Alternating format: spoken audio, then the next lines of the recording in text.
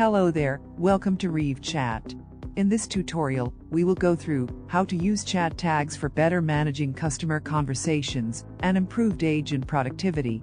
With chat tags, your agents can segment the conversations based on the queries, so it helps you to understand the most common topics and issues your customers are facing. Once you log in, here is the chat tags section on your dashboard. You can always view the most popular chat tags used by your team in this section. Now let's get started with how to use chat tags. In order to create new tags, click on the Settings tab here on the top.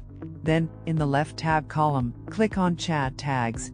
On this page, you can see the list of all the tags being used by your team.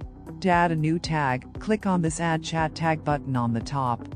Now, for instance, I want to create a sales tag.